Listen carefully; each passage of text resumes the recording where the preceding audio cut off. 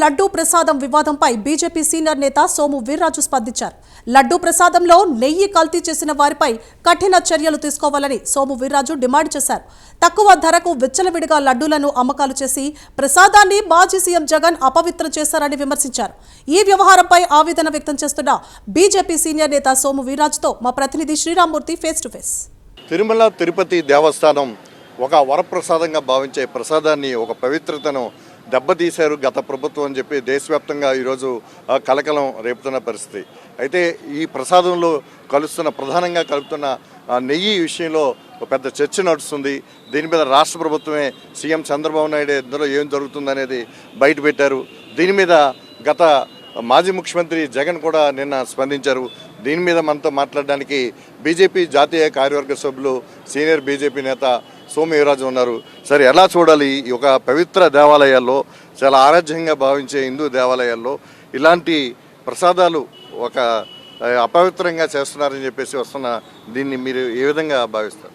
ప్రభుత్వం దీని మీద కూటమి ప్రభుత్వం చాలా చక్కగా ఎంతో ఆలోచన చేసి అధ్యయనం చేసిన తర్వాతే ఇవి టెస్ట్కి పంపించారు. కారణం 320 రూపాయలకి నెయ్యి రాదు.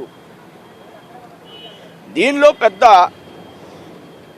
ఫ్రాడ్ ఉంది, గూడుపుటాని ఉంది అని వారు ప్రయత్నం చేసిన సందర్భంలో టెస్ట్ రిపోర్ట్లు ప్రధానంగా బయటపడ్డాయి. అసలు 320 రూపాయలకి నెయ్యి దొరుకుతుందని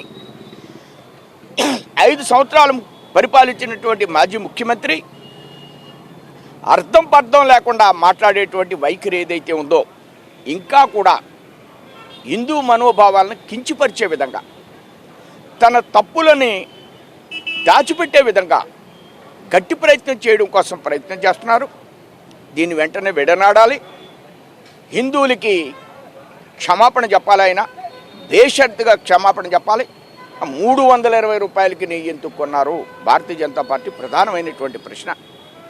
800 నుంచి 1000 రూపాయలు అమ్మేటువంటి గ్రామాల్లో దొరికేటువంటి గేదె నెయ్యని స్వామికేమో మంచి నెయ్యి వాడతాం, ప్రసాదాలకేమో ఇష్టం వచ్చిన నెయ్యిని వాడతాం, దాన్ని విరివిగా లడ్డూలు మార్కెట్లో అమ్మినట్లుగా అమ్మేస్తాం అనే అంశం ఏదైతే ఉందో ఇది చాలా తప్పిదనం.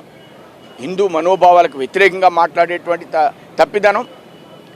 మరొక వైపు చంద్రబాబు నాయుడు గారు ముఖ్యమంత్రి గారిని హిందూ మనోభావాలు కించపరుస్తున్నారు అనే మాట ఆయన ప్రస్తావించడం, ఆయనకి ఏ అర్హత లేదు ఆ మాట అనడానికి, దానికి నిజాయితీ లేదు జగన్మోహన్ రెడ్డి గారి దగ్గర అనే విషయాన్ని భారతీయ జనతా పార్టీ స్పష్టంగా తెలియజేస్తుంది.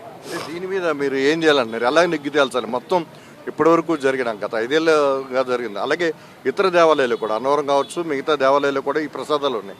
అన్ని చోట్ల కూడా నెయ్యి సరఫరా ఇలాగే టెండర్ల ద్వారానే పిలుస్తున్నారు. ఇందులో ఎలాంటి అవకతవకలు దొరుకుతున్నాయి? దీని మీద ఎలాంటి విచారణకి మీరు ఆదేశించాలని? ఈ రాజకీయాలకు అతీతంగా హిందువుల యొక్క పెద్దలతో కమిటీల్లో వేయమని నేను చెప్పను. ఆరాధనా విధానాల్లో, ప్రసాదాల తయారీలో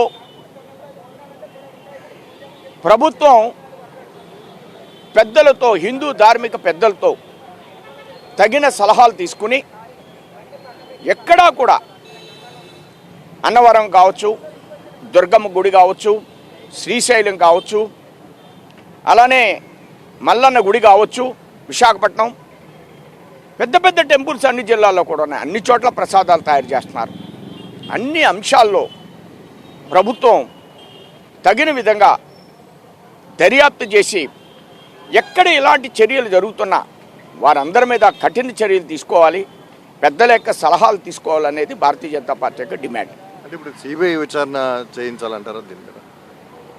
ఆల్రెడీ హెల్త్ మినిస్టర్ గారు, అఖిల భారత అధ్యక్షుడు శ్రీ నడ్డా గారు దీని మీద స్పష్టంగా రాష్ట్ర ప్రభుత్వానికి ఏ విధమైనటువంటి సలహా ఇస్తే దానికి అనుగుణంగా మేము స్పందిస్తాం అనే విషయాన్ని ఒక అఖిల భారత పార్టీ అధ్యక్షుడు తెలియజేశారు. అలానే ఫుడ్ సప్లై మంత్రి జోషి గారు నిన్ననే ప్రకటనిచ్చారు. ఆ దృష్ట్యా కేంద్రం ఈ అంశంలో హిందూ మనోభావాలకి గౌరవిస్తూ రాష్ట్ర ప్రభుత్వం ఏమి సూచన చేసినా దానికి అనుగుణంగా ముందుకు వెళ్ళడానికి సిద్ధంగా ఉందనేది మా పార్టీ యొక్క అభిప్రాయం. ఇది ఏదైతే తిరుమల తిరుపతి దేవస్థానం లడ్డూతో పాటు రాష్ట్రంలోని ఇతర దేవాలయాలు కూడా శ్రీశైలం కావచ్చు, సింహాచలం కావచ్చు, అన్నవరం కావచ్చు, దుర్గగుడి కావచ్చు, ఏదైనా ఈ ఆలయాల్లో తయారు చేస్తున్న ప్రసాదాలు ఏమున్నాయో అన్నట్లో ఇక నెయ్యి ఏ విధంగా వాడుతున్నారు, దాని నాణ్యత ఏంటనేది కూడా విచారణ జరపాలని చెప్తున్నారు. అలాగే కేంద్రంలోని ఇప్పటికే కేంద్ర మంత్రులు నడ్డా, జోషి కూడా స్పందించారు. ఏదైతే రాష్ట్ర ప్రభుత్వం స్పందించి ఏ విచారణకి ఆదేశించమంటే దానికి కూడా సిద్ధంగా కేంద్ర ప్రభుత్వం ఉంది. హిందువుల మనోభావాలను కాపాడడమే ఇందులో ప్రధాన అంశం. ఏదైతే హిందువుల మనోభావాలకి దెబ్బతీసే విధంగా మాజీ ముఖ్యమంత్రి జగన్మోహన్ రెడ్డి కానీ గత వైసీపీ ప్రభుత్వం కానీ వ్యవహరించిన తీరు మీద సమగ్రంగా విచారణ జరపాలి, ఎవరైతే దోషులున్నారో వాడిని కఠినంగా శిక్షించాలని చెప్పి సోము వీర్రాజు డిమాండ్ చేస్తున్న పరిస్థితి. కెమెరామెన్ రామకృష్ణతో Sriramamurthy, prime nine news, Rajahmundry నుంచి.